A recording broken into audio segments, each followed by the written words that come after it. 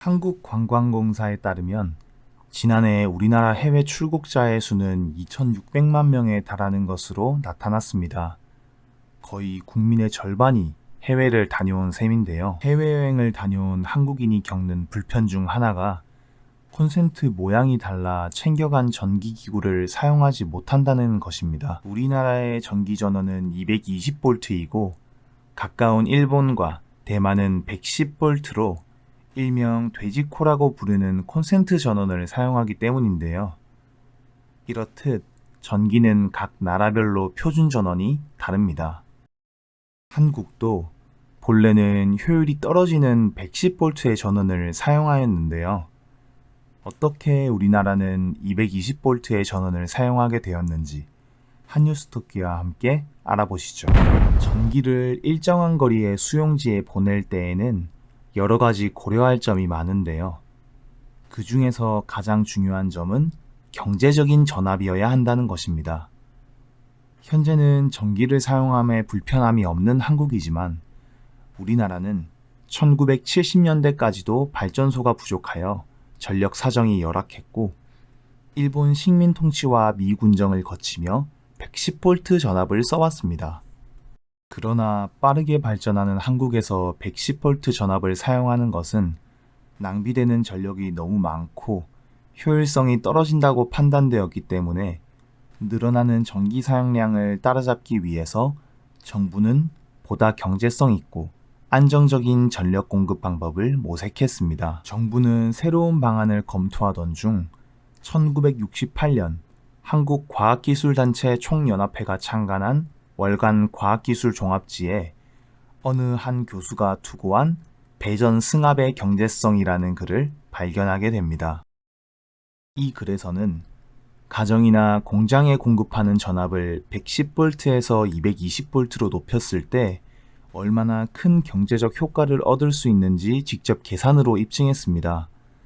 정부는 이 글을 쉽게 넘기지 않고 경제적인 전력 공급 방법의 해결 방안이라 생각하고 교수를 초청하여 사업을 추진하기로 합니다.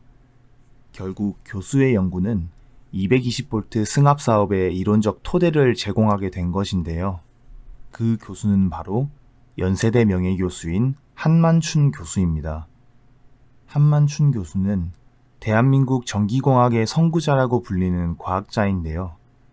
아직 과학기술이 발전하지 못했던 1970년대에 국내 최초로 아날로그 컴퓨터를 제작하기도 하였으며 자신의 주력 학문인 전기제어공학을 원자력 발전에 응용하여 현재 우리나라의 원자력 발전 기술을 상승시키는 데 기여하였습니다. 한만춘 교수는 1960년대 당시 국내 대부분의 가정에서 110V를 사용하고 있다는 사실에 주목해 국가적인 전력난을 해결하기 위해서 1968년 과학기술 종합지에 승합에 관련된 글을 투고하였다고 합니다. 이후 정부는 한만춘 교수의 승합사업 기획을 인정하고 대한민국 과학기술 유공자로 임명하게 되는데요. 과학기술 유공자란 연구개발 및 기술혁신 활동에 종사하는 과학기술인 중에 과학기술 유공자 예우 및 지원에 관한 법률에 의거해 국가 과학기술 발전에 이바지한 공적이 현저한 사람을 뜻합니다. 대한민국은 과학기술 분야에서 국가 경쟁력 강화와 사회 발전을 위해 헌신한 사람을 과학기술 유공자로 지정하여 합당한 예우 및 지원을 하고 있는데요. 유럽 역시 과학기술 지원을 위한 적극적인 정책을 펴고 있지만 과학기술인을 유공자로 지정하고 지원하는 독립적인 법안을 채택한 것은 우리나라가 세계 최초라고 합니다. 우수한 과학기술인들이 자긍심을 갖고 연구에 몰입할 수 있는 제도적 기반을 세계 최초로 대한민국에서 시행한 것인데요. 하지만 과학기술유공자라는 제도가 시행된 것은 2015년부터입니다. 한만춘 교수는 제도적 기반이 없음에도 불구하고 국가와 국민 전체를 위해 승합사업을 기획하신 것인데요. 안타깝게도 한만춘 교수는 승합사업의 완성을 직접 보지는 못하고 1984년 별세하였지만 정부는 승합사업을 멈추지 않았습니다. 1973년 가정용 전력 전압을 110V에서 220V로 올리는 배전 승합 사업을 시행한 정부는 2005년이 되어서야 승합 사업을 완성하게 되는데요. 대한민국이 220볼트의 나라가 되는 과정이 순탄하지만은 않았습니다.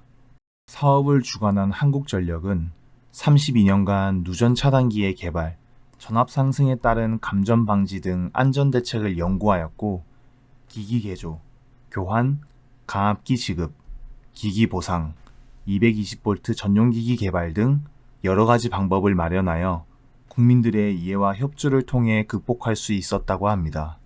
이 과정에서 감전 위험 같은 안전성 문제를 고려해 가정용 플러그와 콘센트 모양이 돼지코 모양에서 현재의 모양으로 달라지게 되었는데요.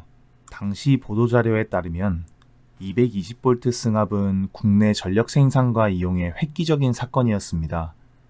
설비 증설 없이도 2배 정도의 전기 사용이 가능해졌고, 전력 설비 건설 및 유지비도 연간 약 1,700억 원을 절감하였다고 합니다. 또한 전기 사용 시 손실도 75%나 감소되었는데요. 이는 세계 최저 수준의 전기 손실률이며, 이후 대한민국은 2004년 당시 제주도 전체 연간 사용량의 1.5배 수준인 40억 kWh의 전력을 매년 절감할 수 있게 되었습니다. 국가를 위해 사업을 기획했던 전문가와 전문가의 말을 신뢰하고 추진한 국가, 그리고 길고 긴 시간 동안 승합 사업을 함께해온 대한민국 국민들의 이해와 협조까지 대한민국 모두의 협동과 노력으로 이뤄낸 결과인데요. 앞으로도 높은 시민의식과 자주적인 마음가짐으로 전 세계의 이름을 날리는 대한민국이 되었으면 좋겠다는 마음을 전하며 이만 영상 마칩니다. 지금까지 한뉴스토끼였습니다. 좋아요, 구독, 알림 설정 부탁드려요.